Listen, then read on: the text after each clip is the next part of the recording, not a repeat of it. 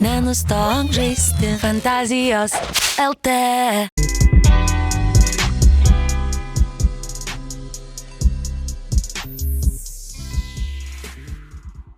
Labą dieną, mėly klausytojai ir žiūrovai. Susitinkame Motherhood is Sexy podcast'e Motinystės What the Fuck apie šventvagiškai atvirus motinystės reikalus. Ir šiandien čia esu aš Ieva ir mano kolegė Lina. Labą dieną visiems.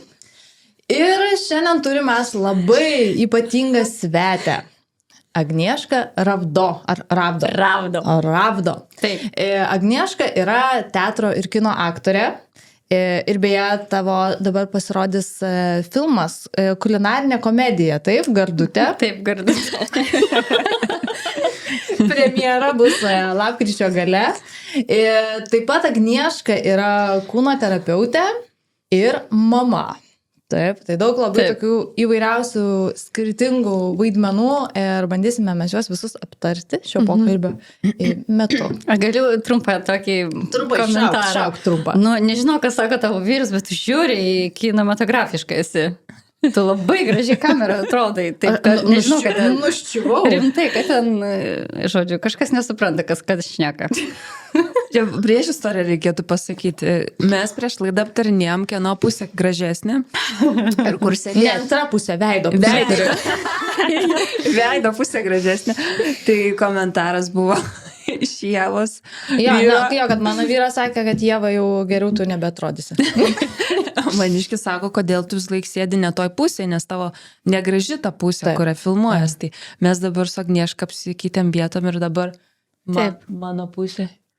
Tavo gražesnė ir mano šitą gražesnė. Jo, tik tai pucai dideli, bet čia motinystės, taip sakant, kaip jūs sakot, what the fuckas. Tai Agnieška, kiek dabar tavo jogailai mėnesių yra? 4,5. Su pasike. Jau. Taip, tai sveikinam tave su tuo.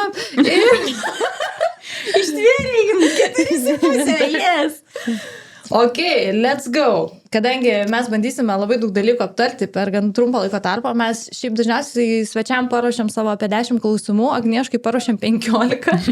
Ir Agnieška sakė, kad su jos kalbėjimo gausa reikėjo paruošti 3. Gal iki 5 mes galėsim jo sutilpt, galvoju. Taip. Tai gal iš pat pradžių tu mums papasakok, kokia yra Agnieška aktorė ir kokia yra Agnieška žmogus ir kokia yra Agnieška mama.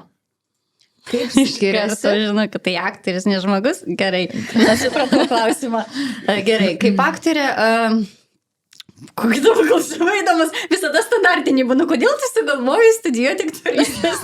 Pati nenorėjai klausimų žinoti. Turėkis dabar. Nepasiruošęs. Gerai, kokia aktorė, o ką aš žinau? Aš nežinau, kaip save, kaip aktorė apibūdinti. Gardutė tokia. Realiai tai jo, aš taip leptelėjau, kai klausė intervė tai apie vaidmenį Gardutės, tai aš pasakiau, kad vyras pasakė pirmą kartą gyvenimą, gavai vaidmenį, kurio vaidinti nereikia. Tai realiai jo, ten bus toks... Jis yra komiškas, ne? Jis yra komiškas, jis yra toks kliausinis, toks ceplep, toks tokio, kaip sakau, nėra tokio žodžio. Veplutės ten daug. Kas tokia? Veplutė. Veplutė. Ai, vėliau tik mažytė. Jo, tas girdėjus per 10 metų, 20 metų tokio veplutė. Aš žinok, norėjau užsukti veplutikiškumas, bet galvoju, nėra tokio žodžio. Vepliškumas. Jo. Tai va, tai turbūt tokia yra Agnieška, yra tokia ir aš ir kaip mama esu, tokia iš kaip aktorė esu. Realiai dabar, kaip jeigu žiūrint iš motinystės, tai taip išlenda visi brokai. Jo, va tie kampai tokie, kur galvoju, aš nusiglūdinau, kaip Agnieška, kaip aktorė, kaip žmona, tai dabar... Brandus augęs žmogus. Jo, ir atsakingas, ir sąmoningas, ir toks jo atsakingas, pabrėžčiau 10 kartų, tai realiai su motinystė pamatai, kad nifiga. O tai ką, tu palieki vaiką rėkiantį kitam kambarį parai, ar kame tas neatsakingumas? Ne, parai ne, bet tas mano toks bruožas yra toks, kur, nieko tokio. Nieko. Kur reikėtų, žinai, ten prižiūrėti kažkaip labai, ten apiprausti. Įdomiai, čia skamba viskas. Ne, nu, tai, žodžiu. Tai tu neprausi vaiko? Ne, kad aš neprisibiu. Čia per daug asmeniškai, kaip net nepašnekėt. Bet pavadinkim higieną, nėra mano stiprioji pusė. Tai yra vyras stiprioji pusė ir jis man tą labai akcentuoja. Ačiū Dievui, kad tu vyrą turi prausti vaiką. Galiu tik pasakyti, kas klausote, žiūrit, Agniešą kvepia maloniai. Nėra, kad tai būtų su... Nėra dešrų kvapą. Jo, aš jau česnako nevalgiau specialiai, viskas, kad būtų. Tai va, aš nežinau, į ką aš čia vedu, va taip sakydama apie save, bet realiai kažkodėl va šiandien tą pusę mano išlenda. Mes jau pagavom tą tokį tavo baseline, kad tu vis dėlto esi žmogus su tokiu, humoristiniu polėkiu, ne, pavadinkim. Jo, bet suprantu, humoristiniu, bet realiai... Slepia ir liūdėsi visą laiką, humoras slepia liūdėsi. Slepia, bet kur ta riba, žinai, humoristinis ir lengvas ir nesiparinantis požiūris į gyvenimą, į profesiją, motinystę, į viską, o kur jau tai yra plaidumas. Tai aš labai stoju, žinai, į tą pusę ginti savęs, jeigu aš pajaučiu puolimą, pavyzdžiui, iš vyro, kad jau raudona lemputė susiim kur nors, tai aš bandau čia save ginti, kad aš tokia esu, čia nebrėžkit man ribų, čia viskas. Bet realiai aš manau, kad ten deep down tai yra toks truputėlį jau Agnieška susiimk ir, žodžiu, va tas vaikiškas maištas, jis persismelkia į visas sritis. Ir gaunasi, kad aš kartais atrodo tokia nesubrendas. O tu klausyk, kai būna konfliktas su vyru, tu būna, kad įeini į rolę ir, pavyzdžiui, vaidini prieš jį. Tu, jeigu žinok, aš ameba su namuose, santykiuose realiai. Aš, vat ką galiu tikrai pasakyti, kodėl aš iš esmės ir pasirinkau aktorystę, matomai, aš taip negalvojau, bet... Ir kodėl darbas su žmonėm vyksta, nes, mano amplitudė emocinė ir išaiškos ir savivokos, tai yra ten, prie nulio. Iš apimiau plintuso turėjote menyje. Ta prasme, ant kiek gali prajausti maks, kas su kitais vyksta, tai prajaust, kas su manim vyksta, dar jau galima, bet išreikšt, o konfliktai... Tai mano konfliktai yra dažniausiai passive-aggressive, konfliktai yra viduj, kaip aš pasakyčiau ir kaip čia neteisingai vyksta, arba drama, kai aš čia viskas blogai, žodžiu, va tokie eini, o vyrui nebent tu pasakai, tai jo, tai gerai. Bet, ačiū Lina, bet aš tik norėjau pasakyti, kad Agnieškos vyras taip pat yra aktorius. Brūkšnelis ūkininkas, bet labiau aktorius, ar ne? Nežinok, neatsiejama, tie du neatsiejama, tai jo, bet jisai yra toks, pavadinkime, ekspresijos labiau žmogus, o aš esu tokia užspaudeklė visko, bet tenka mokytis. Ką turiu pasakyti tikrai, kad ne aktorystė išlaisvina, kad namuose tu ten staiga emocijas gali laisviau reikšti ir visas tas dalykas, motinystė man šitą atrakino. Pradžiai neštumas buvo, kur tipo prisiklaususgi, kad čia visi ten hormonai, viskas, atsiai daugiau galima, nors manęs taip neveikia realiai.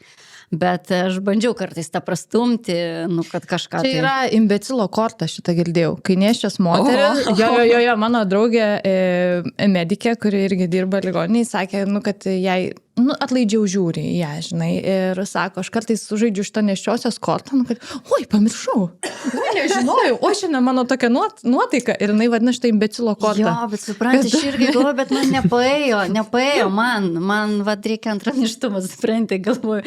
Nes su vyro šitas dalykas, kai aš nuvažiuoju ten, tradicinė situacija, tu paskaitai 3 kartus žinutę, kada tau reikia ten grožio procedūrą, viskas gerai, tu susiorganizuoji, nuvažiuoji, užeini, ten kitas klientas, sako, Agnieška, kad tu darė, sakau, ta prasme, taigi mes susitarusius, tai kitą dieną. Ir žiūriu jo, aš nežinau, kaip aš ten žiūrėdavau tas žinutės. Ir tada nepaeina, kad, matai, hormonai, aš tokia išsiblaškis, man taip sunku. Ne, tai užsirašyk, tai Agnieška, jeigu matai, kad trūksta tau ten dėmesingumo nėra, to nėra, užsirašai, pasakai man, paprašai, kad sukontroliuot, žodžiu, viską taip kažkaip vis tiek statė į tą, kad aš neišplerčiau ir, nepaėjo man šitas dalykas kažkaip. Bet aš, jeigu noriu pabaigti, pabaikit. Mano žymus 3 valandų sakinių vyniojimai. Taip sakant, tai, bet su motinystė, tas jau prasidėjo, kad labiau, jeigu jau pykstu, jau ten kažką nervina, jau, bet tai būna pyksti ir tikrini savo amplitudę. Va čia yra aktoriškas dalykas. Kas 100% turi visi aktoriai, va tas jeigu tu verki, tu nešiai verki, bet tu iš šono save stebi, kas su tavim vyksta, kaip tu verki, kokia ten amplitudė. Jeigu tu pyksti, tai kiek pyksti, kiek galima dar, kas tada vyksta, nu va šitas dalykas, gal dėl to iki galo ir neina išjausti jausmų, nes tu nuolatos esi va tam, nu, kaip trečias asmuo iš šono, nu, tai kaip. Tai tu esi kaip ir biškis savo pačios režisierius tada, jeigu tu stebi iš šono. Iš vienos pusės tai gali padėti, bet kartais, va, kas atsitinka, tu prašoki tą etapą išbuvimo, išjautimo, nes aš iš karto šokstu į, nu, ašgi suprantu, kaip viskas. Aš suprantu, kas su manim vyksta, kas čia iš esmės, kas su kitu vyksta, kodėl jis taip reaguoja. Tada puoli į teisinimą, tada tas visas dvasinis ego, kaip puoli iš aukščiau pamatyti, nes tu aukščiaugi matai situaciją, apie ką čia iš tikrųjų yra. Ir realiai, va taip ir gaunasi toks popierinis, viską supranti, bet atrofuotas vidus ir, nu, ir ką paskui, somatika ateina ir visokios lygos dažniausiai. O tai, žiūrėk, iš to, ką tu kalbi, žiauriai įdomu, labai toksai netikėtas kampas, nieks dar taip nėra kalbėję, apie aktorius daug sužinosim dalykų ir ar iš tikrųjų geras aktorius turi būti ir geras psichologas savo, kaip tu sakai, nu, ar geriau nueiti, tu pati stebi save iš šono, ten, žinai, savireguliaciją, gaudai save, ar geriau tiesiog nueiti pas specialistai, aiškinti dalykus, jeigu kažkas nelabai aktoriui, kaip aktoriui sekasi ir aišku, nu ir mamai tau. Įdomiai, čia tu tai paklausai. Faktas, matomai, kad aktorius psichologų nepavadinčiau, kad esi pats savo, bet tu esi tas, nu, akis iš šono, vat režisierius galbūt, tas išteisintojas, nu, pavadinkim, iš skirtingų pusių matai save, bet jeigu vat, to psichologo vaidmens neatlieki, nes realiai tu nepasiūlai savo sprendimo. Tai vat čia tame aktoriai nugrimsta ir tame kartais aš pati kaip mama nugrimstu su savo hiper emocionalumu ar išjautimu ir vat čia dar prisideda visas tas, jeigu vat kūno terapija, jeigu yra dar toks energijos pajutimas, tai nu, vat vakar net aš atsisėdau, suprantu, kad man yra šopa, atsiprašant. Aš galvoju, nu gerai, pašnekėkim. Ir gerai, iš vienos pusės, aš taip, ir vieną pusę prajučiu, kitą pusę prajučiu, šitą matau ir čia bandau per visus. Pala, tu čia susam šnekėsi? Taip, bandai tokį kaip konsteliaciją daryti, iš visų dėmenų prajausti, nu ir aš galvoju, nu ir ką man su to daryti. Tau reikia pagalbos. Su šitą informaciją. Jo, nes va tas sprendimą pasiūlyti yra sunku pačiam savo, todėl kad realiai tu pats advokatauji kiekviena iš savo dalių ir kiekviena iš savo aspektų. Ir sprendimą tada nori ir tai dalį pasiūlyti. Ir čia reikia kažkokio tokio, nu, va tokio tvirto, tai kodėl kartais moteris tada va išprovokuoja, pavadinkim, konfliktus su vyrais arba kokį pakeltą toną, arba vyro tokias griežtesnės rankas, nes realiai, nu, susistiguoja. Oi, vyro griežtesnės rankos jau. Įdomu. Kumštelio į stalą. Į stalą. Griežtesnės rankos turiu minti jo, nu, balso pakelto ar tokio, žiek. Nu, tokį viskas, nemiščiok ir darom čia, ar kaip yra, kas yra. Tai va, nu, bent jau man iš esmės nesakau, kad tai yra teisinga, bet tada tu greitai taip selekciją padarai, kas iš tikrųjų yra svarbiausia. Tai va, taip aš manau ir aktorystai reikalinga pagalba, nes... Bet vėlgi čia yra autoritetų tada klausimas, nes aš jau paskui, kai jau pas psichologus, tu tiek giliai kartais išsikapstai savyje, nes vaidmuo tai yra iš esmės irgi kapsimasis, kad tu paskui nueini pas psichologą ir kad toks, nu, pala. Aš tave pakonsultuosiu, ne? Žinai, man tinka, žinai, ką tu man čia sakai, tai va, čia yra su tuo, va, sakau, emocionalumu, kai perdėm daug emocijų, tu esi murgdaisi, tai va, kartais sakau, kas man gelbėjo, mane asmeniškai vyras yra labai žemiškas. Nes kitaip, ir va čia moteris dažniausiai sako, nu aš noriu ryšį su vyru, aš noriu kalbėtis, nu kad man jaustų. Nu visi šitie dalykai. Jaustų. Jo, ir paskui galvoju, blemba, jeigu būtų toks jautikas kaip aš, nu man šakės būtų. Šakės. O kokią ūkio šaką atstovauja tavo vyras? O kokios būna? Grūdai. Grūdai. Tai klausyk, tai iš principo, summarizinkim, kuo tie aktoriai skiriasi šiaip nuo paprastų žmonių? Ar galima iš viso tokią takoskyrą daryti? Žinai, buvau dabar nuėjusi masažą ir ten moteris... Patinka intro jos visą laiką. Gerai. Nieko aš atsakysiu iš karto. Gerai.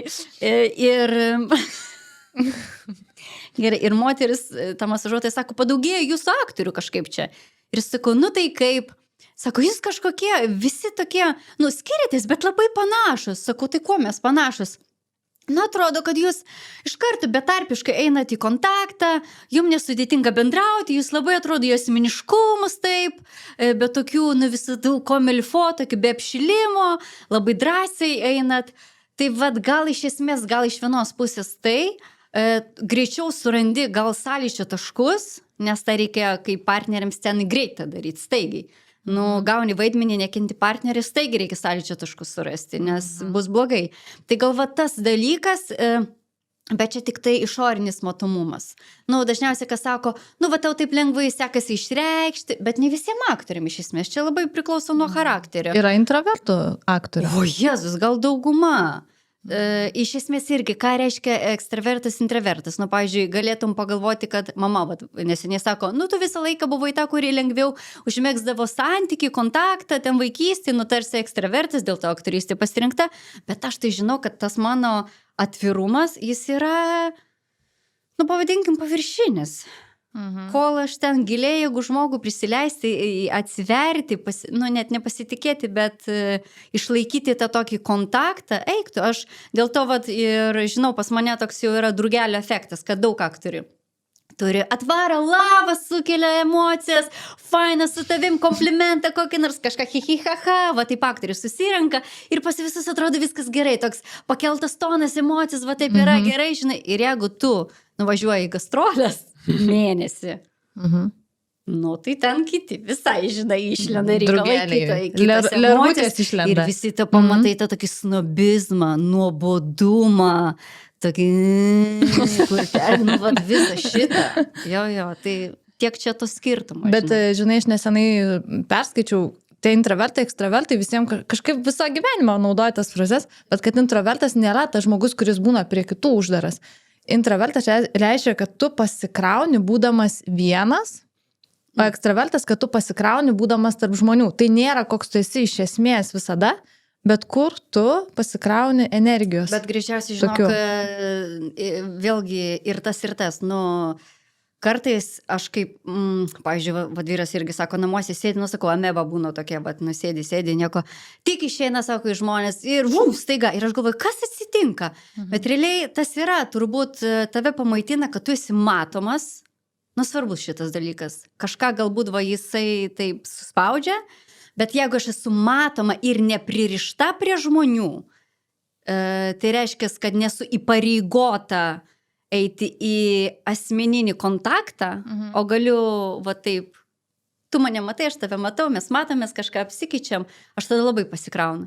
Bet jeigu man reikėtų, pavyzdžiui, giminės baliai, ir tu jau esi... Nepatinka tau? Iš kur švarkos įskliaudė. Aš galiu pasakyti realiai, toks, pavadinkim dalykas, nes, giminaitį mano beje jau, ir pas juos, jau pas mus tokia milžiniška šeima, pas mus šeimoje būdavo 4 asmenys prie stalo ir, to bendravimo beveik nėra, tokio daug, kad būtų čia 1000 žmonių.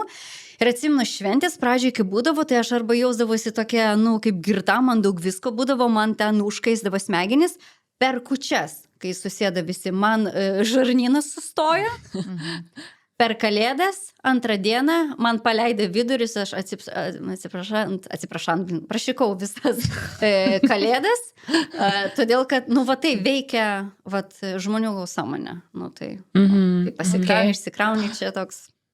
Labai daug tų dalykų, kurių pasakoju, tarsi iš aktorystės čia viskas neplaukia, kažkokie metodai, šablonai, ką tu taikai gyvenime. Bet šiaip realiai žiūrint, tai tokia psichologinė sesija gaunas čia. Labai daug paprastos mamos gali išžvelgti dalykų, nes man tai čia, aš pirmą kartą apskritai su aktorium taip artimai kontaktuoju. Mokyklos būrelis pradžia, sakau. Bet tai skamba tikrai ne kaip kažkokia ten, nežinau, nutolusi kosmosinė ten tavo ta profesija, tai labai labai žmogiška ir tokia psichologinių labai tokių pjūvių. Etapai, visi aktoriai, jeigu nori, jos praeina. Nes pradžiai iš esmės tu, kai įstoji į aktorystę, tai yra vienas etapas, kai tu galvoji, kad tu išskirtinis, unikalus, tu pakeisti pasaulį, paskui prieini etapą, kai tavęs niekam nebereikia ir visas depresijos metas, tada bandai ten man dzin eiti, tada yra toks egzaltuotas tas laikas, kai viskas turi būti labai prasmė, misija turėti ir aš turiu paveikti kitą ir negalima iš šūdinus darbus eiti. Kiek, žinokit, aktoriai iš tikrųjų dėl to užsispazmuoja, nes į reklamą ne, į serialą ne, į domino ne, nes čia nekokybiška, čia negeras darbas, reikia atsirinkti, kokią ten vertę. O, pas Kuršunovą, tai čia tuo metu tai buvo... Tokie sutrukčiai. Ne, Kuršunovas, jeigu rimtai, tai mane ištraukė iš depresijos, tai buvo rimtas reikalas.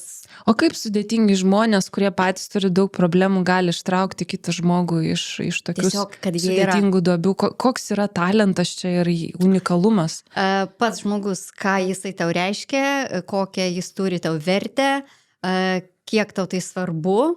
Kažkam kitam būtų nudzinzilin, tam pasakyti, eik, tik tais nusipizėjęs, geritam visas šitas reikalas. Man jisai buvo, nežinau, ar čia jau žinai, pavadinkim, praeitį gyvenimą ir kažkaip, ir man jis, kad jisai teatro ir tėvas ir meilė ir viskas ir krikštas, iš tikrųjų man jis buvo, bet ką sakyti, jis tuo metu iš tikrųjų geriausias buvo režisierius. Tavo autoritetas ir įkvėpimas. Taip, tu gali stumti ant žmonių sakyti taip ar taip, bet pas jį yra vienas dalykas, jisai yra toks, nežinau, kokius ten čiuptuvus turi, bet visi pagalvojau dabar, kaip sąlyga atrodo. Visi su juo, kas yra susiję, ta, pavadinkim, hebra, kuriuo visai rokete, mes visi sakydavom, kad esame ko priklausomi. Ten jau toksiniai santykiai, žinau, kad tau sunku su juo būna.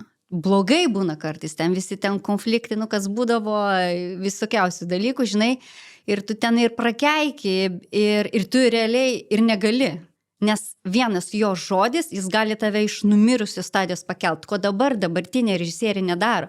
Dabar yra toks pseudo, žinai, kad aš čia viską žinau, tu man čia padaryk, aš esu, o pas jį tas, kad ir kas... Jis energetiškai labai jis stiprus, jis paveikus ir jo žodis tave veikia, jis gali tave pasmaukti tuo žodžiu, nes jis žino tiksliai, kur pataikyt, kad palaužtų tave.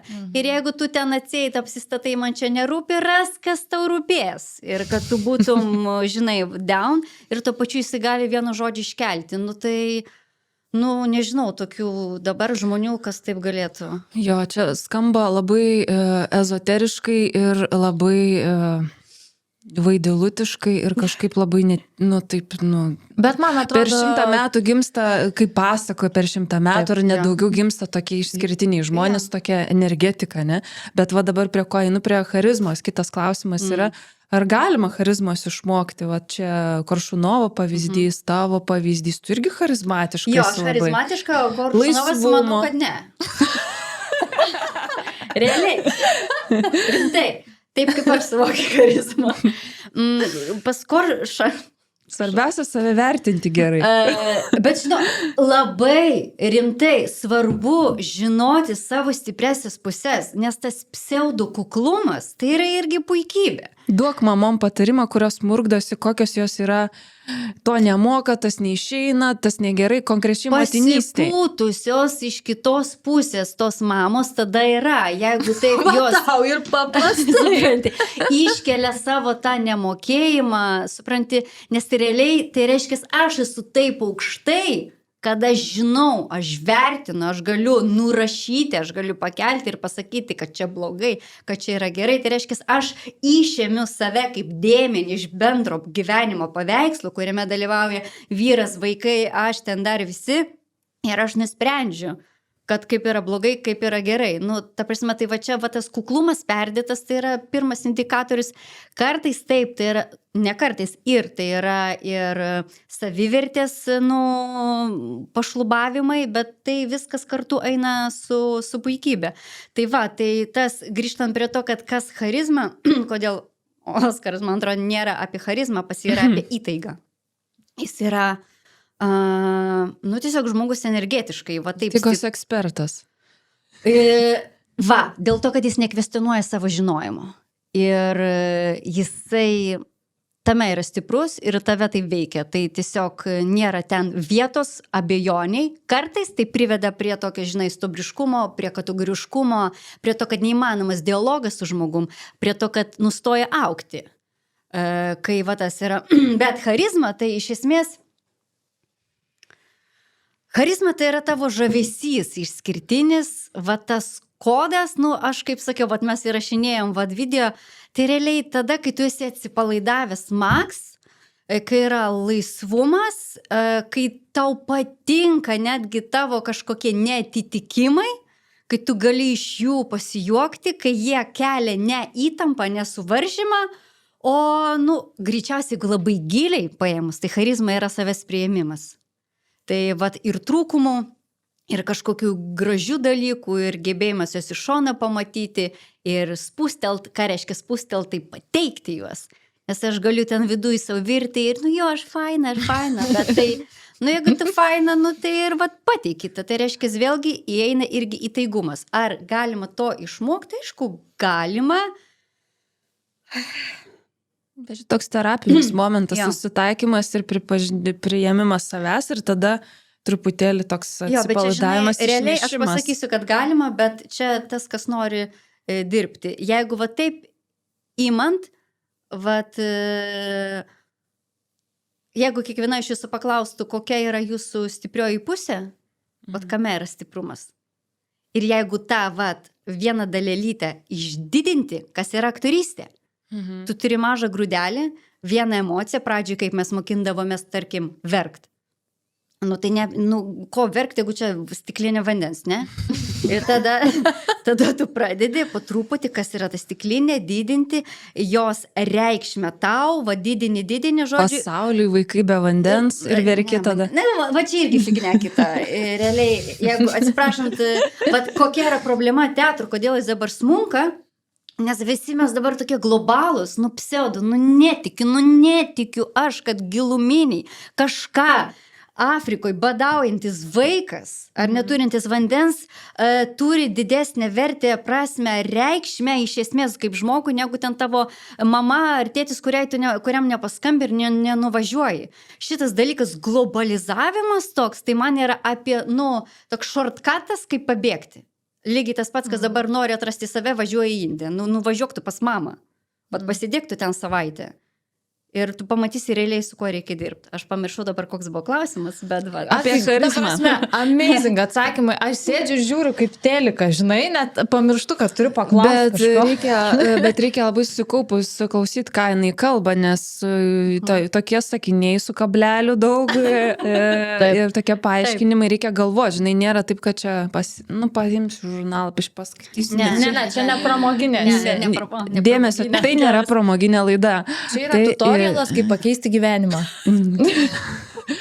Taip, kaip padėti savo. Aš noriu trumputį klausimuką iš to pasaulio, kuriame, nu, mes su Lina bent jau nesisukam, visi tie aktoriai, režisieriai, ten bla bla bla, kinai ir taip toliau. Ar iš viso to tu matai, kad vis dar egzistuoja Lietuvos bohema? Va toks klausimas. Ar jinai yra? Ne.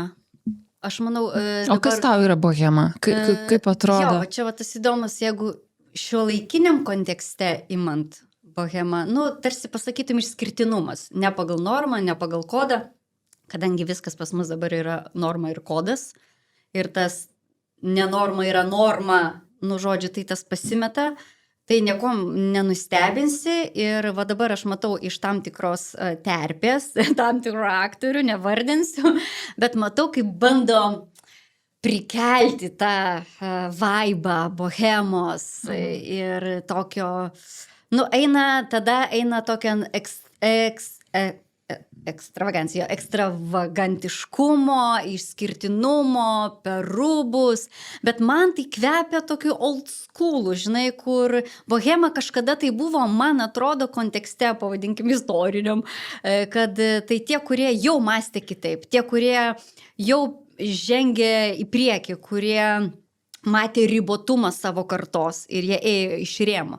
O dabartinis tai yra prikelimas seno, tai retro. Realiai šiandien bohemos žodį pakeiščiau retro. Okay. Labai aišku, ačiū už atsakymą. Atsakymą, viskas man aišku. Patarkim, kai nevinioju po 3 valandas. Okay.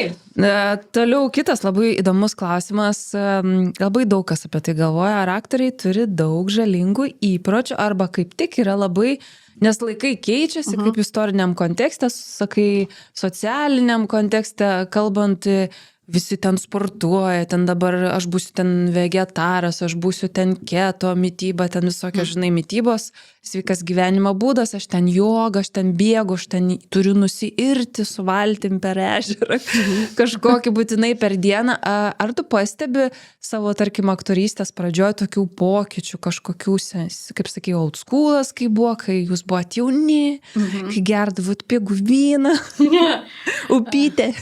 Ne ta aktorė, žinai, pasikeitė. Ir kaip yra dabar, va?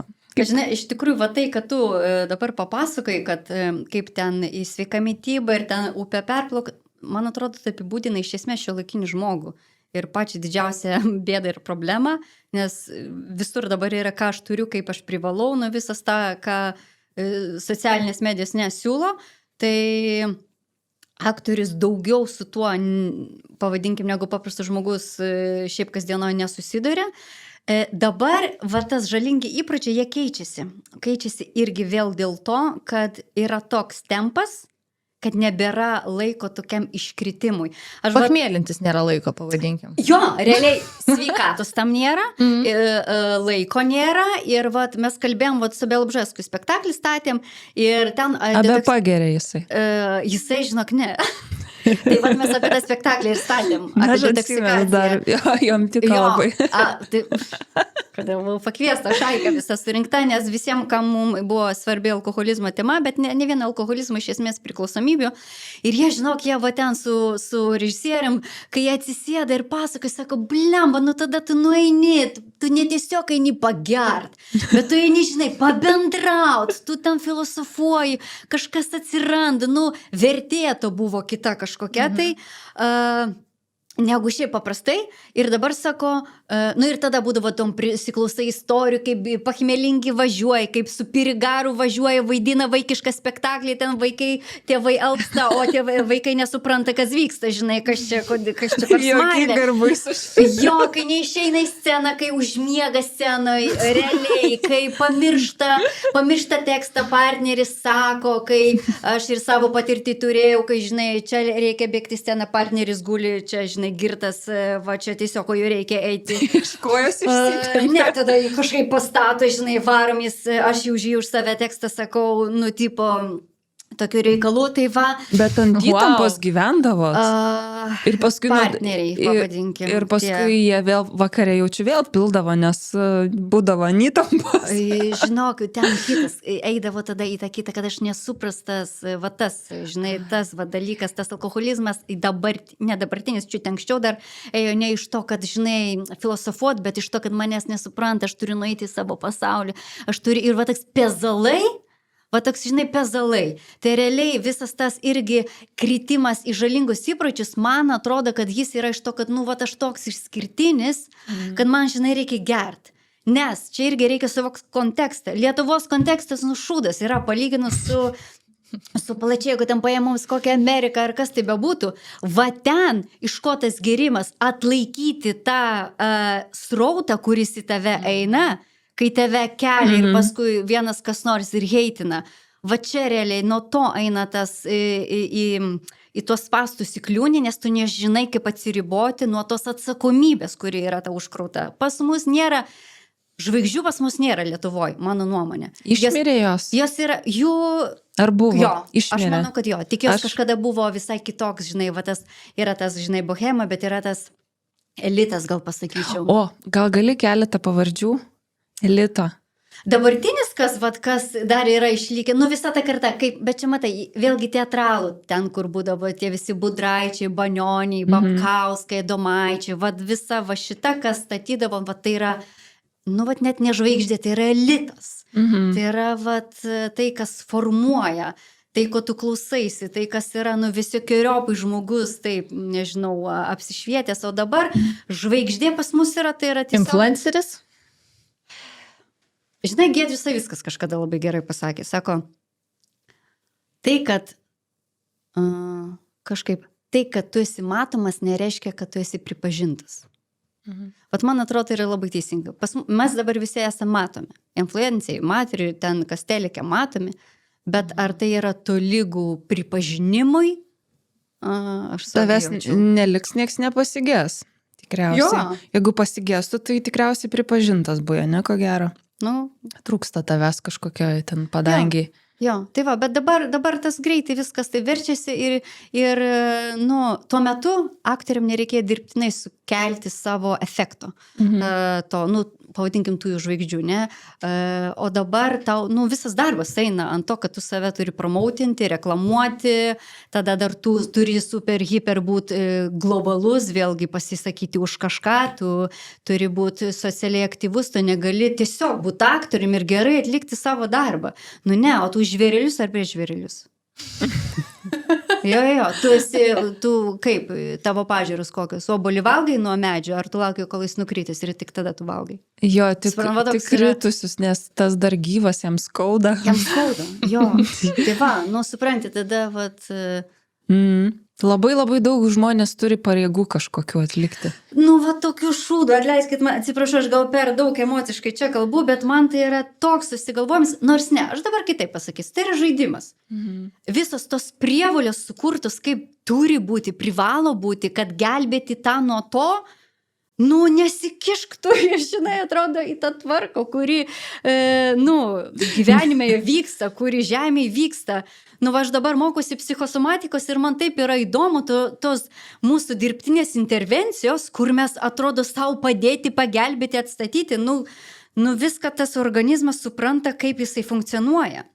Ir vat netgi labai įdomu, eksperimentą dabar padariau, kur yra skaitoma, kad visos lygos ar ne, nu, kur mes tik tai, kai sužinom jau sindromą, kokį nors ten diagnozę, tik tada suklūstam, išsigastam ir pradedam gydyti. Bet realiai efektą tos lygos jau ir kad jinai ūmėja, sukelia būtent tas diagnozė, nuskambėjo. Bet jeigu imant vat iš tos psichosomatinės pusės ir kaip organizmas pats veikia, tai ta diagnozė arba, pavyzdžiui, simptomas kaip snargliai, temperatūra, tai yra iškvėpimo procesas. Tai reiškia, organizmas jau pabaigė savo konfliktą ir jisai dabar atsistatinėja. Ir tai yra ta fazė, kurią tu išbūk. Normaliai neįkris, kai dar kokis nors ten, ką čia man, kaip čia daryti, ką čia kišti, kuom čia save užkišti. O mes nemokam išbūti.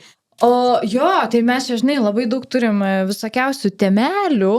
Tu pasakei apie psichosomatiką, bet mes paskui prie šito kūniškumo ir terapijų ir savęs suvokimo prieisim. Vėliau dar aš noriu tavęs paklausti, apskritai, kalbant apie teatrą, ką jis tau davė gero ir ką tau davė blogo?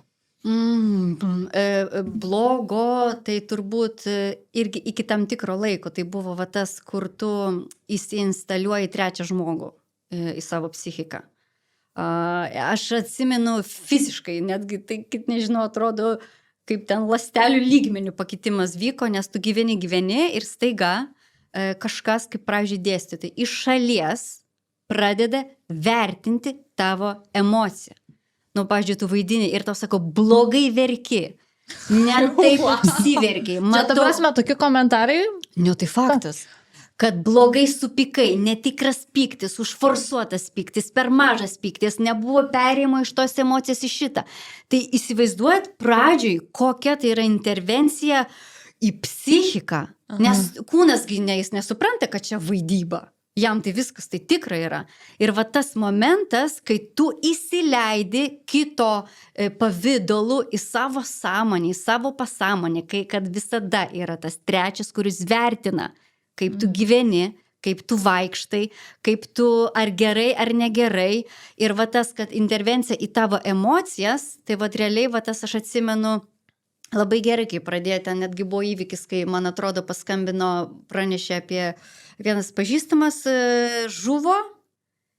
Ir mano pirmas yra, čia dažnai pa žmonės būna tokia gynybinė reakcija, aišku, bet aš pradėjau stebėti, kas su manim vyksta. Tai reiškia tokia tiksinti bomba, kiek gyvenime vyksta paskui dalykų, tu dėmesį sutelki į stebėjimą, kas su tavim vyksta, tai realiai tu iki galo to neišgyveni, tai reiškia, tu užstabdai truputėlį tą dalyką ir vėliau tie likučiai kažkada prasprogsta. Tai, vat, tai yra tas, kas nelabai gero, bet paskui tu susigyveni. Dabar tai jau, atrodo, aš tokia esu. Kiti pasako, tada tu overthinkini, bet viskas, neišjungsi tiesiog to. O gero...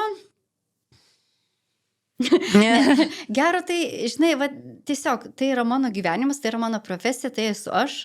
Tai šitas pats paklaus, žinai, ką gero, kad tu gimėjai. Va, turbūt taip, nes tai yra kaip tavo oda, tai yra neatsiejama, tai yra, tu darai, kadangi tai labai daug susipina su tavim, nes emocijos yra involved labai stipriai. Tai va, tai... O ką kito dirbtum, jeigu nebūtum aktorė? Ūkininkė būtų savo vyrą. Ne, bet kuriuo atveju vis tiek aš kažkokią steigčiau, ten stovyklas, kursus, nors ir dabar tas vyksta, bet, kokia psichologė būčiau turbūt. Jo, aš kai rinkausi, tai rinkausi tarp muzikos mokyklos, nes dabar nesąmonė atrodo, kur su muzika kažkas, su kalbom, psichologija, manau. Vat dabar taip. Turėtum daug klientų. Jo, tik pačiai būtų. O klausyk, aš norėjau dar paklausti, grįžtant, kai pasakoji apie ten tos metodus teatre, kaip moko. Ar dabar egzistuoja dar ta senoji mokykla, nes ir šiaip ir viešųjų ryšių yra buvo ne viena kampanija, kai pasakoja, kad teatruose vyksta ten, akademijose vyksta ir muzikos, ir teatro, kad vyksta negeri dalykai, kaip čia tos jaunus žmonės laužo, kaip jos ten traumuoja. Ten, man atrodo, ir buvo ir ten savižudybių kažkokių, gal kažkas ten yra buvę. Tai kažkaip visai neseniai, man atrodo, čia kokių 5 metų tarpe tas visas yra iškilę viršų ir paprastiems mirtingiems žmonėms atrodo, kad ten yra labai baisu. Jo, ir ten tie jauni žmonės, kurie pasakoja, kaip ten viskas vyksta. Ar vyksta dar taip pat, ar pasikeitė laikai, išmirė senieji, atėjo naujieji? Jam, šitą vėl tu užduodi tokius kompleksinius labai klausimus, daug į jį atsakymų. Visų pirma, noriu užakcentuoti tą savižudybę, tu ką paminėjai. Jo, tai vienas iš kolegų buvo toks atvejis, bet kodėl tai vyksta iš esmės tos tokias depresija arba savižudybė tarp aktorių yra labai dažnai. Depresija tai iš visų turbūt drįsčiau teikti, kas antras aktorius turi tą kažkokį tai apraišką, ne diagnozėje tą, bet polinkį į tai.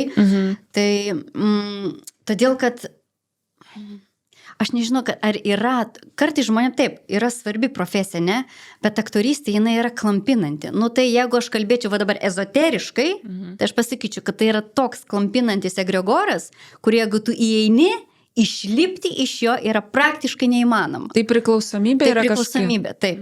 Todėl, kad tai jinai kesinasi į visas tavo, nežinau, į tavo pasaulėžiūrą, į tavo emocijas, į tavo savivertę, į tavo vietą, kas aš esu, reikalingas, nereikalingas, mane mato, tai aš tada reikalingas. Va būtent tas emocinis išsikreipo psichika, kad aš negerai jaučiu, man kažkas pasako, kad negerai. Tai įsivaizduoju, kaip žmogus, toks pasidaro realiai su psichika.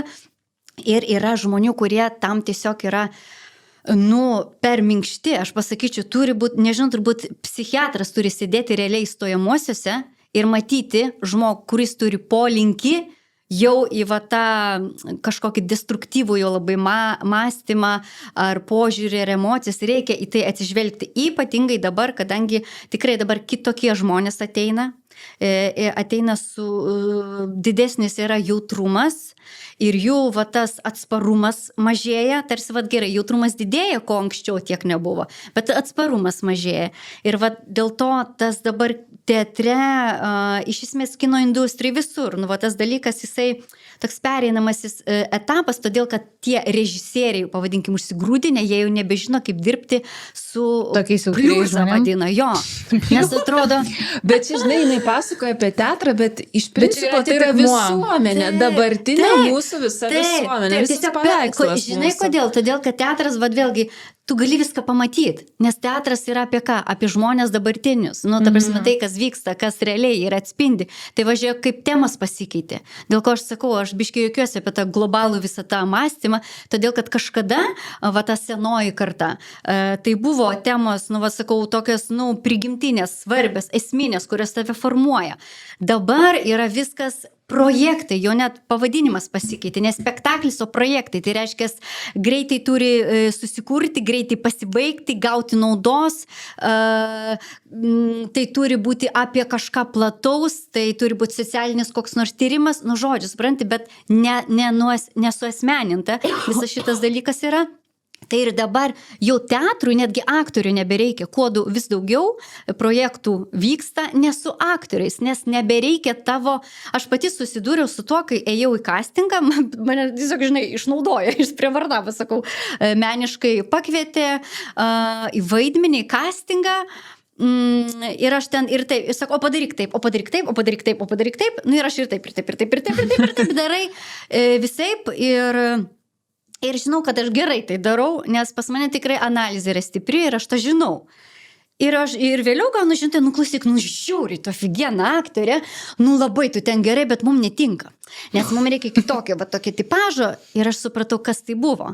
Nes jeigu tu įmi tiesiog aktorių, va tą pavadinkim, va tos, kaip, nu va tokios kitokios jau, kur švelnesnės, kuri nepriima kritikos, kuriai reikia ieškoti būdo, kaip tu kalbi, kaip tu paaiškini, kaip tu komunikuoji su žmogum, ar tu gerbi jos ribas ar negerbi ribų. Supranti, kur visas vyksta apie čiučiavimo to žmogaus, o ne apie darbą, ne apie profesiją, supranti? Tai vat mane tada paėmė, kad pažiūrėt, kaip čia galima būtų padėlioti, va tokia konsteliacija.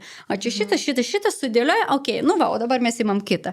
Nes realiai tavęs jau su tavo kažkokiu tokiu, žinai, pernelyg dypinimu ir nereikia. Tai va tas visi tie skandalai, kurie dabar yra, žinok, jie ne iki galo yra, nu, teisingi, pasakykim. Iš esmės taip, tas tai būdavo norma kažkada, kad tave laužo, kad per slopinimą tavęs, per kažkokį įbauginimą, per mažinimą tavo vertės. Visą tai irgi praėjau. Aš atsimenu, buvo atvažiavę Skandinavijos, atrodo, dėstytojai. Ir mes ten darėm pratimus ir tiesiog aš kažką tai suklydau ir visi taip sustoja ir dėstytojai, kas atsitiko? Nesako, aš ne taip padariau. Ir jiems toks šokas buvo, kas su tavim yra, kad tu taip reaguoji į klaidą. O tai dėl to, kad... Va toks ir buvo, kad tu žinai, kad tu negali klaidas padaryti, kad tai yra didžiulė atsakomybė, kad tu nesuklystum.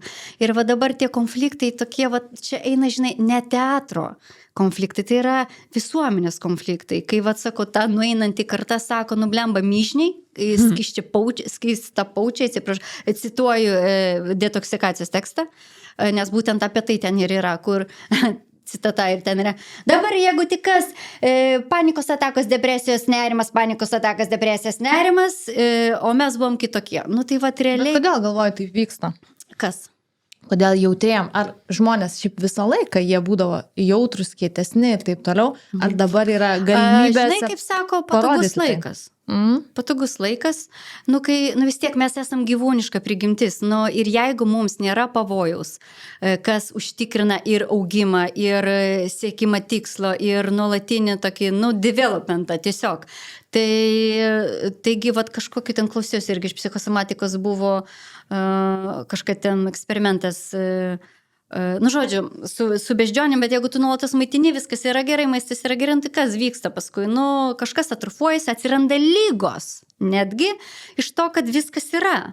Tai aš manau, kad visas tas, kai viskas yra, iš vienos pusės gražu, žmogus turi laiko pagalvoti apie savo aukštesnius siekius, apie galiausiai sielą, kad jin tokia yra, ko aš čia atėjau į tą žemę, ką čia daryti, bet va čia vėlgi mes nemokam subalansuoti. Ir dabar eina, kad mes visą tą, pavadinkim, basementą, kuris buvo mūsų promočiučių dėdukų pastatytas, mes jį nubraukiam.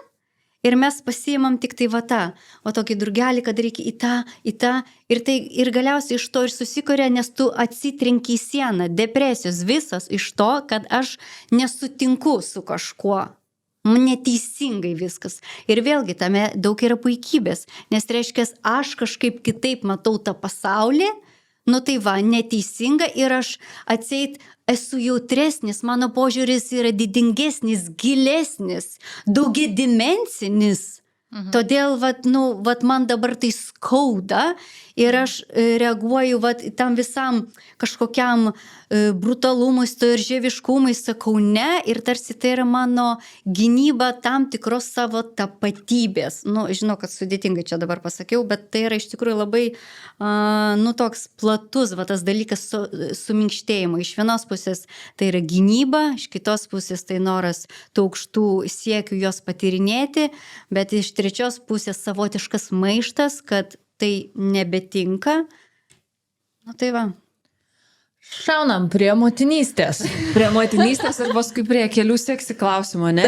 Nes šita laida įvyko kodėl? Nes šitą laidą remia Fantazijos LT. Taip. Ir davatkėlėm, ir nedavatkėlėm. Taip, tai Fantazijos LT jau ne pirmą mūsų tinklalaidę remia ir mes labai esam dėkingos, kad galim pasikviesti įdomius žmonės, su jais pasišnekėti ir leisti šitam projektui gyvuoti. Taip, ačiū labai Fantazijų vadui ir vadovui Povilui. Povilas šiaip mūsų projektą jau nežinau kiek laiko, ten nuo pat pradžių gal nuo egzistavimo pradžios remia ir jisai labai tiki, pažvengia iš mūsų kartais, sako, numoja ranką, bet sako, gerai, įrašinėkit. Bet iš tikrųjų aš turiu pasakyti, kad tai, kad jūs remia būtent Fantazijos LT, mano požiūrį tas Fantazijos LT net pakeitė. Tai čia tame ir yra viskas. Prašom, padėstikit. Jo, nes aš atsimenu kažkada tai, žinai, tą Fantazijos LT. Atiko netyčia čia, jau atsimenu savo pirmus ten kartus, eini pamatai ten, kokie ten bėdai, žinai, ar dar kas nors. Porno ant ekrano. Toks, kur, būdavo, aš atsimenu, toks visas, toks tipo čia labai negerai ir iš karto tu, žinai, bijodavai ne to fakto, kad tu ateini, bet tiesiog įsivaizdavimas toks, kad į tave tie, kurie ten apsiperka, tai žiūri. Ir tu tada dėl to susikaustai, bet tai, kad jūs remia, ir aš galvoju, blemba, bet čia tik parduotuvė. Čia iš esmės dar vienas kažkoks pasiūlymas žmogui, realiai toks, tu pastebi, kaip plečiasi tavo požiūris į save, kiek tu ten dar su digliukais, o kiek, chill, viskas gerai. Tai kažkaip būtent, kad jūs remia, tai čia reklama ir fantazijom, kad būtent jūs remia. Nes jeigu remtų kokį ten kitą dalyką, tai gal nepasikeistų požiūris, bet būtent, kad jūs remia. Ačiū labai už gražų komentarą. Už mus geriau pasakė, labai gerai, Agnieška. Ir paskui pamokysit man, ne? Biškai pamokysit, arba šliuosim biškai, jo, kas čia liks. Gerai, apie motinystę. Kaip tu atėjai prie motinystės idėjos? Nesakyk, kad netyčiukas, nežinau. Kaip čia buvo, bet kaip išsirutuliojo visas tas? Tai naigi sakė, antro jau nori. Jau? Šiaip aš galvoju, realiai. Taip. Bet, labai paprastai. Aš atsimenu su Rasa, su Malytė mes kalbėjom, jin kažkas sako, Agnieška, tu jau, kada tu čia? Ir paskui mes kažkaip jin pasakė, nesumeluosi šito dalyko, sako, tiesiog ateina laikas, kada tu žinai, kad it's time ir viskas, sako, ir tada kažkaip sueina. Yra žmonės, kurie labai nori, ten ir didelės dramos ir visa kita. Pas mane, kai aš tik pajutau, kad aš noriu, aš atsimenu tą iš tikrųjų laiką. Vėlgi, jis toks mistinis ar dvasinis, nežinau kaip pavadinti, bet aš atsimenu, nuvažiavau. Aš tuo metu galbūt jau ir laukiusi iš tikrųjų. Mano depresija buvo iki kol suvokiau. Bet nuvažiavau, aš atsimenu Birštoną ir sėdžiu ir liūdna, ir verkiu, ir blogai kažkas. Ir aš jutau prieš tą pastojimą tokį gepą kažkokį, kur atrodo, nežinau, aš sėdžiu po burbulu ir aš turiu visą pasaulio laiką, aš nesuprantu, kam jisai man. Tiesiog atrodo, sėdė jų, tai ką aš čia darau šiame gyvenime? Atsirado laiko prasmė kitokia. Jo, ir toks kažkoks galvoju, kodėl jis tas laikas yra? Kartais tu užsisuki varai, o staiga toks ir galvoju, kas čia? Ir labai sunkiai tą laiką išgyvenau psichiškai iš tikrųjų. Ir paskui tada, sakau, nuvažiavau į Birštoną ir sėdžiu ir kažko liūdžiu ir nesuprantu, apie ką tas ilgesys. Ir tada galvoju, kas pasikeis. Ir man toks vaizdas atėjo, kai virš ten kitam krante, namas, šeima. Ir tada man kaip pasileido ašaras, aš supratau, aš jau noriu šeimos, aš jau noriu vaikų. Ir tas labai labai atrakino. Tai kas tau yra vaikas? Ką tau tai... Nes vieniem tai yra kažkoks išsipildymas svajonės, kitiem tai yra, žinai, savirealizavimas. Projektas, pabandom, pažiūrėsim.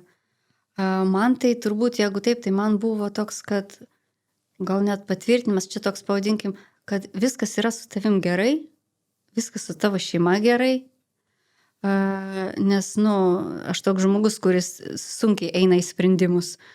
Tai čia man toks buvo kažkoks toks, kai nes, žinant, kieno koks požiūris, mano suvokimu, tikėjimu, žinojimu ir darbu su žmonėmis, žinau, kad tie vaikai, neateina šiaip savo, čia visi galvo, netyčiukas, koks netyčiukas. Nėra jokių netyčiukų, tik tai ar tu sąmoningai, ar nesąmoningai tą tu suvoki. Tai man toks buvo, kad tarsi kažkas patvirtina, viskas gerai, tu savo kely, tu esi. Tai man tas šeimos pagausėjimas tai yra apie tai. Tai nebuvo nei visako išsipildymas, gavau žinučių, dabar tu niekada neįsijausi beprasmiškai šiame gyvenime. Ir tai parašė. Ir tas žmogus buvo geras intensijos, labai mano artimas žmogus, bet ir supratau, kad tas žmogus apie save. Ir nes man tai, ne aš taip jaučiausi iki tol, aš suprantu, kužina tokie etapai, bet tai man tai toks buvo, viskas gerai toks, galima judėti toliau. O tavo vyras norėjo? Anksčiau, ar jūsų sutapo taimingas? Pas mus labai tai buvo laikas, kada jisai jau galvoja apie tai, aš tada ne, tada aš kažkaip apie tai jau kalbu, bet realiai nerimtai kalbėjau, tada pas vyrą buvo toks etapas, kad tas tuštumos jausmas, kur jis norėjo užsipildyti, ir aišku, tu supranti, kad tai ne kažką variantas. Kad reiškia, man atrodo, kai žmogus nori tai kad jį užpildyti, tai reiškia, tai netikras dar noras, tai kažkur yra kitur trūkumas, o ne, ir ten reikėtų kapstyti. Tuo metu, kai labai labai atrodo, trūksta man vaikų, kapstyk kitur. Ir kažkoks klik įvyks labai geras. Ir tai buvo taip, ir vėliau, kai aš tą pajutau norą, suvokimą, aš prieš tai jau kalbėjau, pajutau, pasakiau, kad vyrė, sakau, Nokis kelias. Atėjo laikas. Ir mes labai puikiai, po pirmo bandymo, kai buvo mėnesinės, aš sakau vyrui, pacitavau Hedda Gabler, šaldai tuščiais šoviniais. Tai yra citata tokia, klasikinio kūrinio. Garsistas nurauda labai. Ir tada vyras sako, supratau. Ir antrų mėnesinių nebuvo. Taip. Tai va. Taip, pasikeitė šovinius tiesiog. Ir... Taip.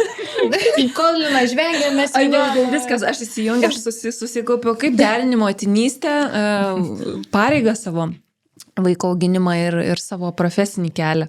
Labai puikiai sustojo profesinį. Puikiai derinu, nieko nevyksta. Ne, iš tikrųjų, tai va čia ir iš tikrųjų dar kas... Bet tau neskauda, tu nesiparini. Va čia yra svarbus apie aktorystę, žinai, nes iš jos išeiti turbūt yra sunkiau negu iš bet kokio šiaip darbo pristabdyti. Nes aktoriai, moteris, ta turi labai pasąmonę įkaltą, kad jeigu aš išeisiu, sustosiu, negausiu vaidmenų, tai viskas, tave pamirš, tavęs nebebus ir tam tikrų atžvilgių tai yra tiesa. Ypač dabar, kai viskas tai varo, tai reikia reikėjo padirbėti, va čia dėl to yra. Ir dėl to tas klausimas durnas. Tai kada vaikai, nu jis yra, tai gali būti traumuojanti patirtis, jeigu jinai yra nelaiku, ypatingai jeigu žmogui yra svarbi karjera ir čia nereikia niekada ant svarstyklių statyti, nes mes visi turim savo balų sistemą, tik tai kartais jinai pasikeičia, staiga profesija yra balas 7, o vaikai tampa 10. Tai čia va šitas dalykas, ir jeigu aš būčiau anksčiau, pavyzdžiui, išėjus to atostogų motinystės, tai būtų man trauma.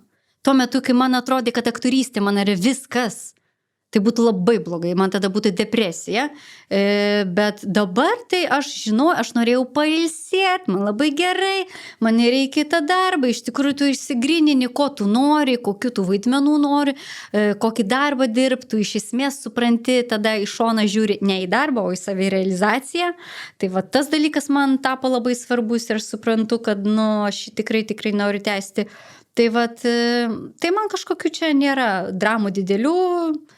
Kartais užeina va tas, galvoj pabaigsi sakinį, you wish.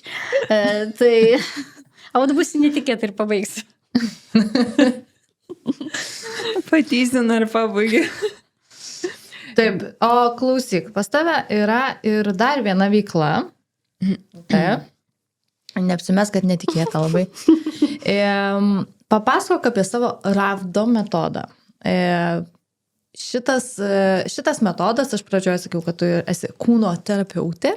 Intuityvios kūno terapijos. Ar gali trumpai, nevyniojant per 5 A4 lapus, kaip tu moki, be kablelių ir taškų, kas tai yra ir ką tau pačiai reiškia ryšys su kūnu, gyventi pagal kūną ir kūniškumas. Gal gali trumpai? Jo, ir aš norėčiau side note padaryti, paaiškink žmonėm, kurie yra pragmatiški.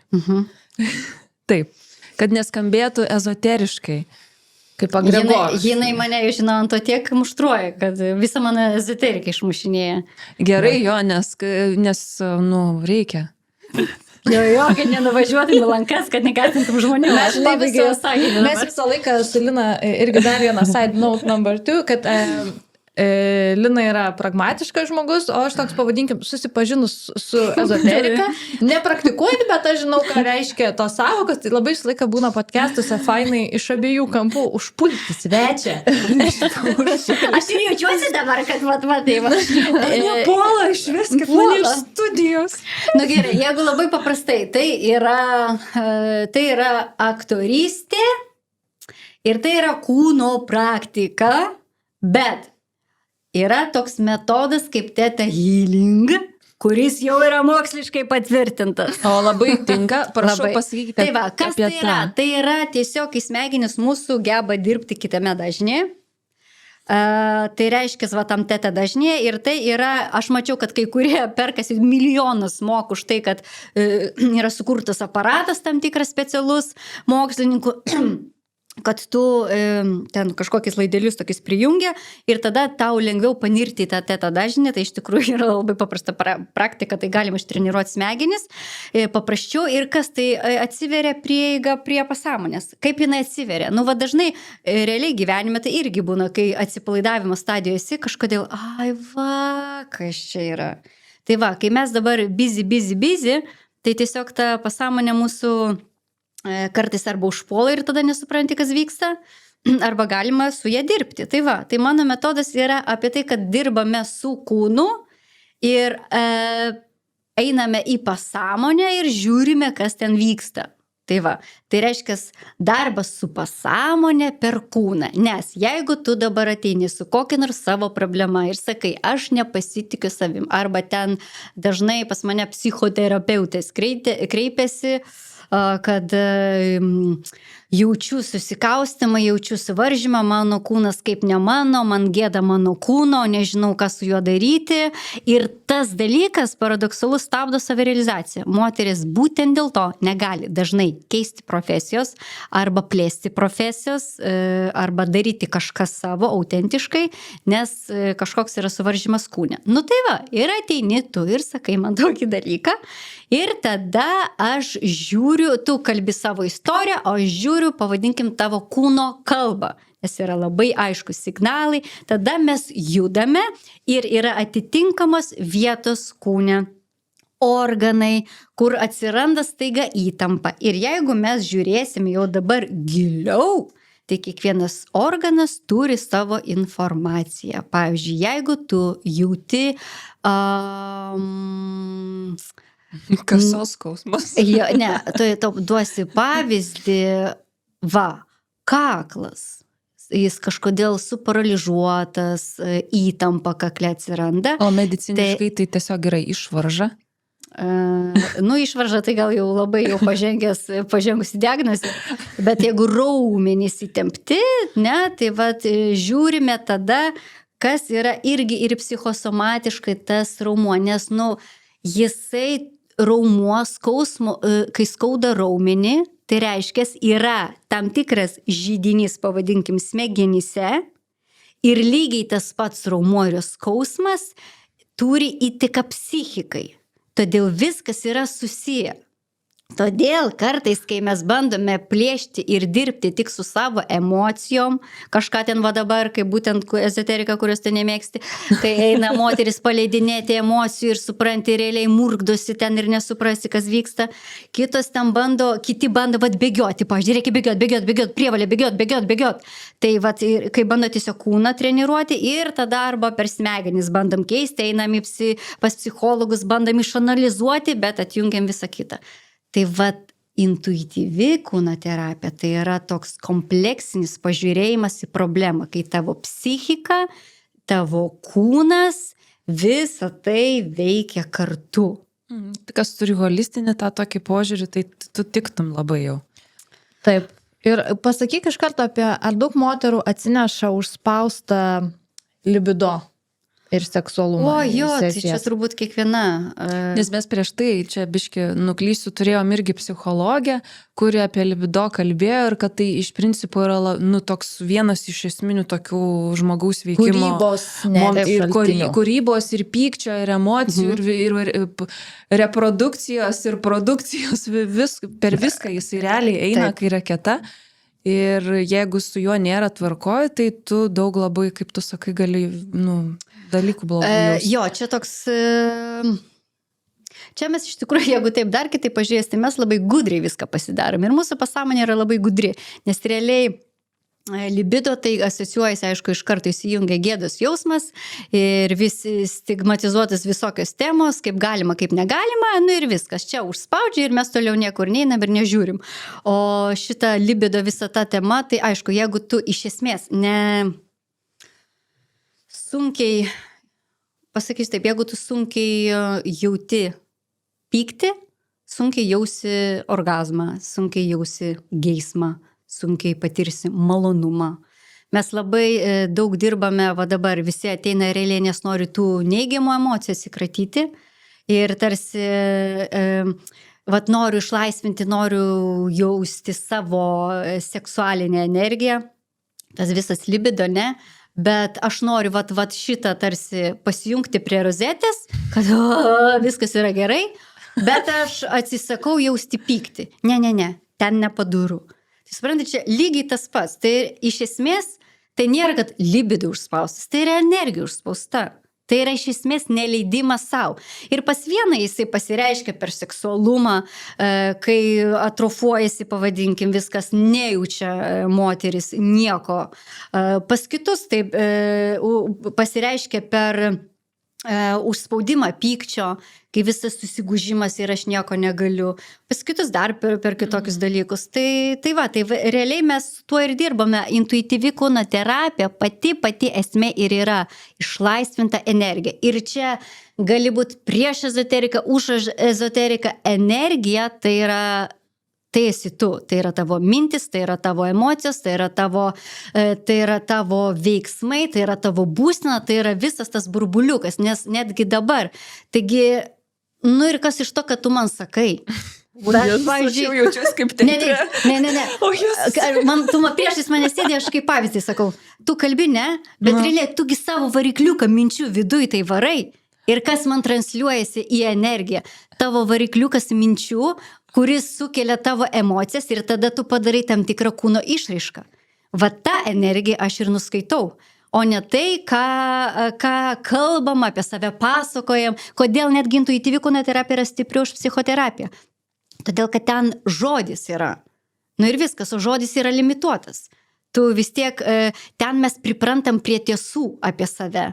Mes priprantam pasakoti tą pačią visą laiką istoriją. Nu ir viskas. Ir toliau, jeigu aš nenoriu žodžiais eisti, nenoriu, nu ir neįsiu. Man patiko tavo šitas palyginimas, kaip psichoterapija, kaip tu sakai, žmonės, ypač keičiant terapeutus, jie išmoksta savo tą backstory. Ir jie nueina, jie kalba tą patį, o aš turiu ten, tarkim, simptomus, ar kažkas, man buvo kažkas tą sakęs, aš esu toks ten ir panašiai. Atsiprašau, žinai ką, tada reikėtų paklausti, ką tu su to nori daryti?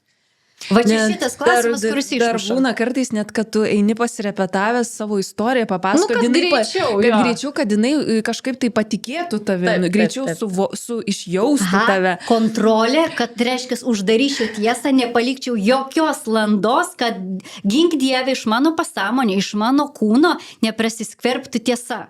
Visas tas repetavimas, netgi viešasis kalbėjimas su to labai susijęs. Yra va būtent apie tą aš taip sukontroliuosiu, kad gink Dieve nepamatytų tiesos.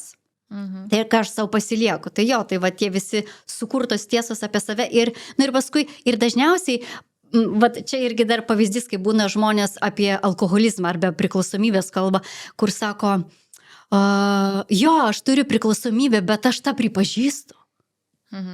So, well...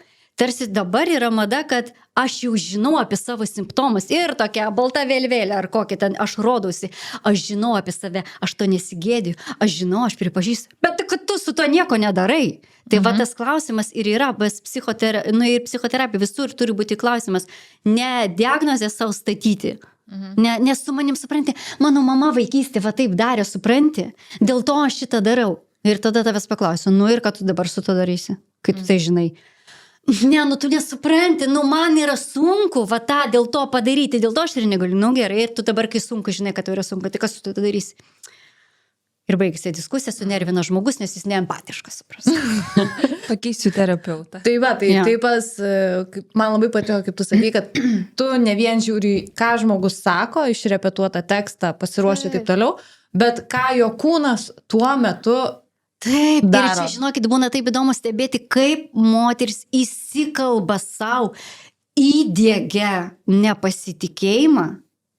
Ir kai tu pradedi klausti, o kaip jis pasireiškia, tai visų pirma, ten nieko bendra su nepasitikėjimu neturės, pradeda staiga apie kokią nors nuoskaudą kalbėti, kad kažkur tai ten skauda, arba galiausiai bijo kažką tai daryti. Bet vat pasigauna va tokį vieną žodį, terminą, diagnozę, kitas, o kai pradedi dirbti su kūnu, tu matai, kad ten jis totaliai kitą istoriją pasako, jis ten energijos tokios paduoda, vat moteris labai dažnai išsigąsta. Noriu išlaisvinti save ir kai tu ateini ir pradedi dirbti, ir tu, kas ten yra ten, vėlgi, kad į tą energiją eitų, tai reiškia tavo, kitaip tariant, kaip jaučiasi energija, kad, pulsacija kūne vyksta, daug jėgos turi, atrodo, ir dar padaryti, balsas yra laisvas. Jos taip to išsigąsta, kūnas, tas protas negali to suvirškinti ir tada gaunasi, užuot jos tada priemusios, tai wow, ir pokytis tada galėtų vykti, tada prasideda. O kas čia buvo? O apie ką čia buvo? Tada tu bandai protui aiškinti, kas čia buvo. O tu jausk, motherfucker, tiesiog jausk. Nes tos pezėjimai, kad aš noriu išlaisvinti, atsiprašant save, tai jeigu, tu neužsiblokuotum ir tada, kai tas jausmas yra, jaustum jį, o ne, o papasakot, ką jūs apie mane čia matėt. Tokia kaip pas būrėja biškė. Taip, jo, va šitas yra, supranti, ir tada, kodėl yra tas gaju? Papasakokit apie mane, nes bijo jausti. Sakau, kad noriu išlaisvinti, bet aš išlaisvinsiu save taip, kad mane reikėtų jausti. Va toks ir, tai. Labai tu daug visko į save susiurbi ir tavo profesija, motinystė, ūkis. Visi šitie dalykai, tavo terapija. daug žmonių konsultuoja, ateina pas tave, daug praeina. Kaip tu pati, pragyveni viską? Tau reikia kažkaip irgi apsivalyti, nusiraminti, nusikrauti. Iš naujo. Ameba sakė. Bet labai daug tavy talpinasi, kaip tu pati nesusprogsti ir kaip tavo yra, kaip tu nusiresetini. Čia va tas ir yra, kai mokai valdyti energiją. Čia realiai tas ir yra intuityvi kūnoterapija, ką ir turi savyje, tai reiškia, tu supranti jau, kada kūnas ko reikalauja, kada kur ką reikia nukreipti, kada tai reikia nukreipti į atsigulti ant žemės gulėti, kada reikia išjudėti, kada reikia indus plauti, kada reikia iškalbėti, kada reikia išverkti.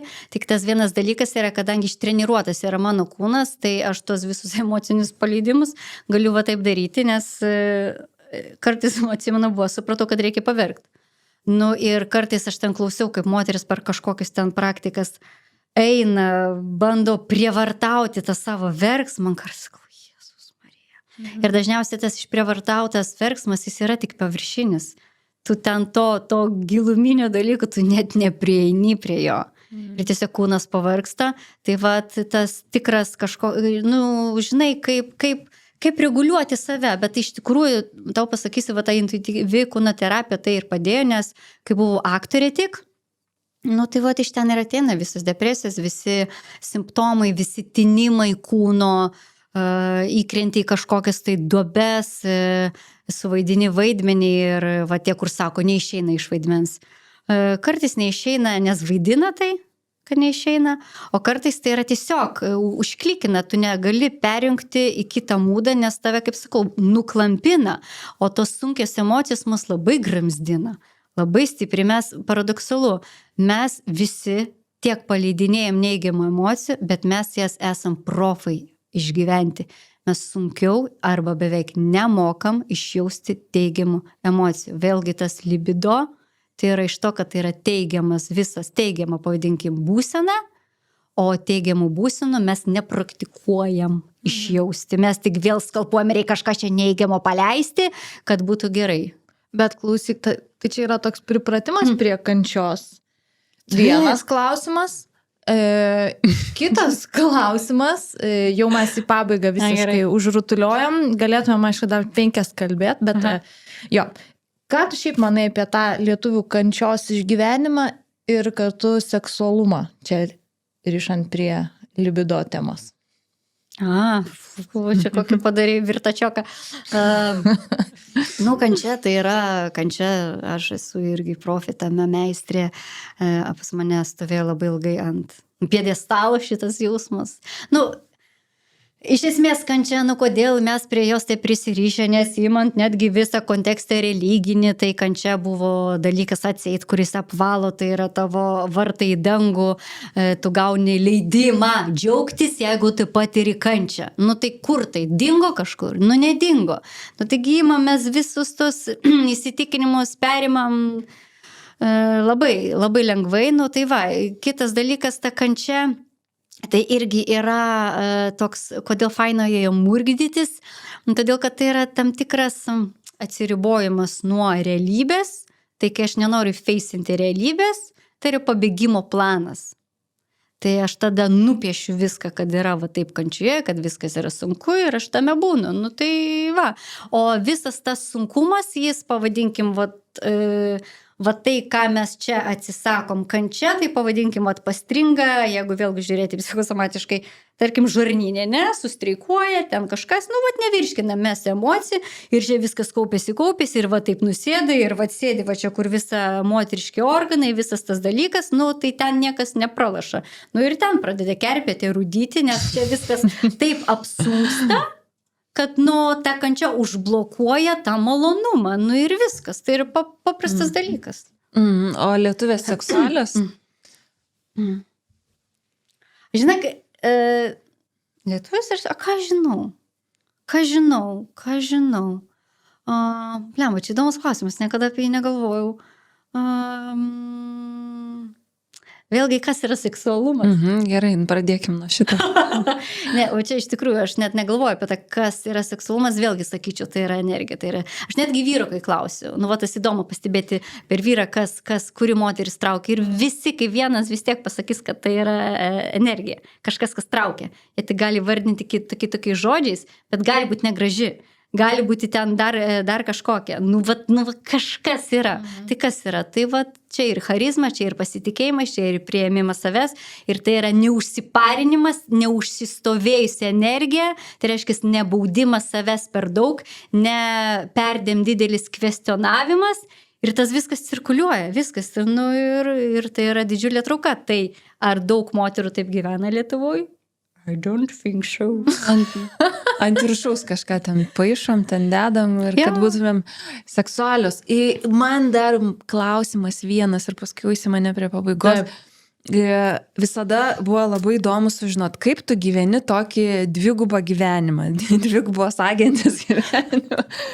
Yra, tarkim, paimkim pavyzdį, spektaklis, vaidmuo, kur ten kažkokia labai intimi scena ar kinas kažkoksai. Kaip tu nesijauti kalta, ar ten išdavusi vyras? Oi. Ar kaip, žinai, mes čia tokios Marijos šventosios mergelės, bet kaip vyksta, labai įdomu tas jūsų gyvenimas, toks teatralų. Ar jūs ten pasileidžiat kažkaip tai, ar grįžti namo, uždarai duris ir, mažutė, tik dabar tu, tenai, žinai, fainas tau vyras ten vėl, ar... Apsikabini vyrą ir galvoji, oi, kaip man patiko šitas mano naujasis partneris. Čia daug dalykų yra, vėlgi daug dalykų. Visų pirma, jeigu mes žiūrėsim, Lietuvoje aktoriai taip mažai kas dirba arba nedirba, nes tingi, bet jeigu žiūrėsim visas ten holivudinės istorijas, kodėl ten keičia partnerius, todėl, kad pagrindinis darbas yra ryšį sukurti. O ryšys ir kad būtų energija, castingai Lietuvoje irgi, kai nei castingą, sako, pirmas dalykas turi atitikti chemiją. Tai reiškia, kas tai yra energija, trauka yra ar nėra.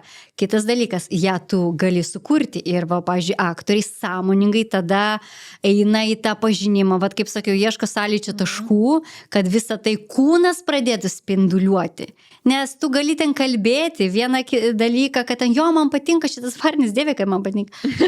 O kūnas nespinduliuoja energijos, čia vėlgi mes grįžtame prie jos, tu nesumeluosi. Arba eina ta chemija, arba neina. Tai dėl to jie kartais ir užsipainė, nes užsikaifuoja, nes faina jausti tą dalyką, todėl kad gyvenime tu to nededi, tu tiek pastangų, kartais net ir į vyrą savo, kad kažką čia sukeltum, žadintum savyje, kad visą šitą cirkuliuotų energiją, nes sueis, žinai. Bet dėl to, tas ir, paskui ir moteris dažnai pasimeta, mane šitas taip traukia, blembais, mane taip traukia, man viskas atgyja, aš su vyru šito dalyko nejaučiu, nejauti, todėl, kad ten nėra draudimo, todėl, kad nėra kažkokių įsitikinimų, tu leidi savo jausti tą energiją, visų pirma, faina paragauti, kas čia yra tokio, o su vyru nėra to, kad tai turi cirkuliuoti, nėra tokio įsitikinimo. Čia toks legaliai galiu eiti šoną. Energetiškai, tą daro aktoriai. Energetiškai pasimaitina. Aktoriai išduoda energetiškai. Gal ir yra, kas ten jau taip, žinai, įsisvaigsta, bet tas, kas supranti, tas dalykas, kai tu jauti ir tu žinai, kad jis jaučia. Arba tu jauti, kad jis jaučia, šitie dalykai ir nieko apie tai nesakai, aš turėjau vieną tokį dalyką darbe. O kaip tu dėl to jauties? Supranti, tai nebuvo iš mano pusės, bet aš supratau, kad tai eina iš kito pusės ir kai dar man ten kažkas iš šono patvirtino, ir aš tada tą supratau ir blemba, koks, o ten dar toks, žinai, pavadinkim fruktas. Ir aš atsimenu, mes stovim šnekam, ir jis žino, kad aš jau žinau. Ir jūs abu ir mes žinot. abu kalbam, ir jis žino, kad aš žinau, ir aš matau, kad jis žino, kad aš žinau, ir mes tokie, aktoriai stovim, iš kūno kalbos tu nieko nepasakytum, dalykiškai gražiai kalba, viskas yra gerai, o pokalbis tai ten kitur vyksta. Kitų lygmenį, tai yra energija. Ar jinai seksualinė? Nebūtinai. Ar jinai įgauna formą? Nebūtinai. Bet kartais aktoriai, pavadinkim, pačytina ar pasimėgauja va šituo dalyku. Bet va, tai tiek.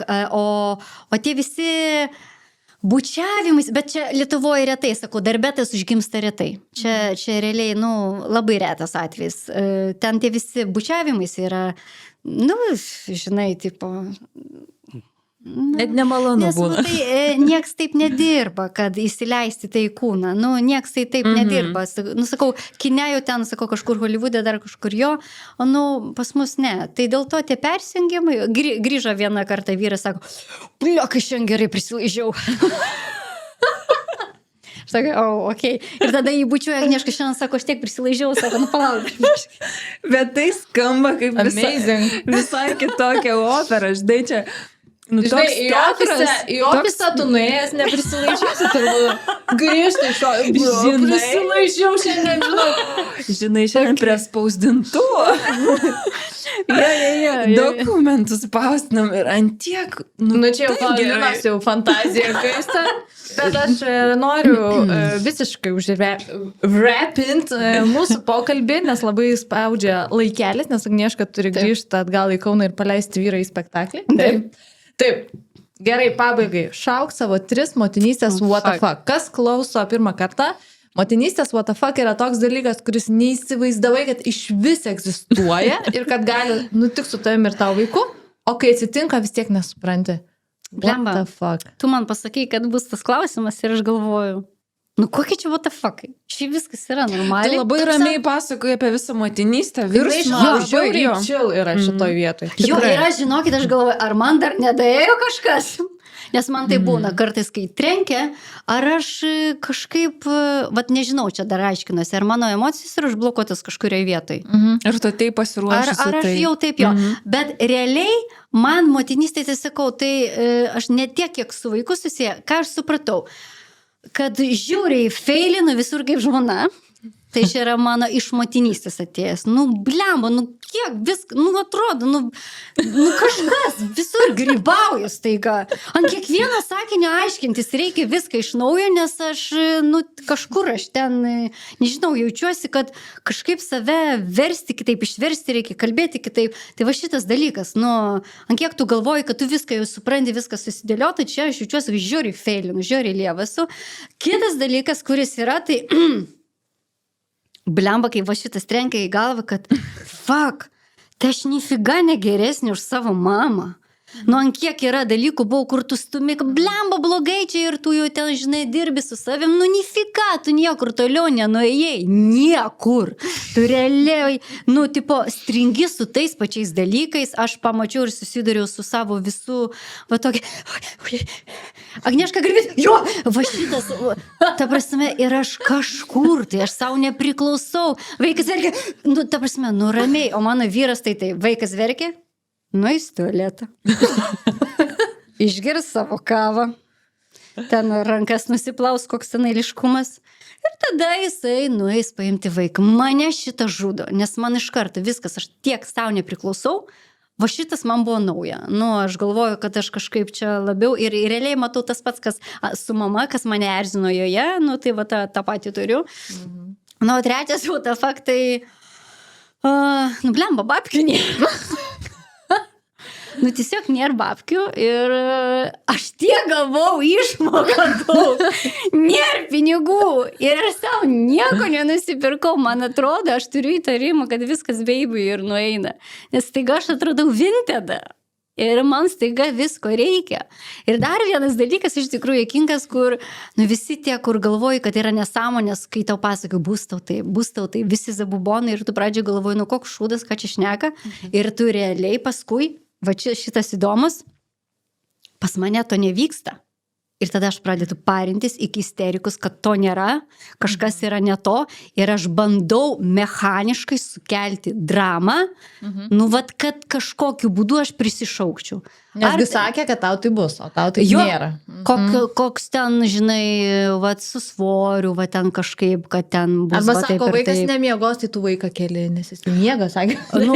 Jis net jeigu miega, tai tu tada vis tiek galvoji, kad kažkas yra negerai, tas tavo nervas jis atsispindi. Va šitas dalykas. Tai va šitas dalykas, kad aš ant tiek kažkur neurotiška momentais būnu, kad kur viskas yra gerai, tai yra negerai. Aš manau, kad tai yra daugelį lietuvių bruožas. Kažkas yra negerai, jeigu tau gerai žinau. Šiaip ramiai gyventi neįpratę, reikia kažkokio Vėl grįžtam prie dramos ir kančios. Kodėl? Nes joje prasmė, joje spalvos, joje kiek kūrybos. O kai viskas gerai, ką tau veikti? Nuobodu pasidarys. Neįdomu. Ja. Gerai, bet labai noriu, tiksliau visai nenoriu užbaigti, bet nuostabų pokalbį.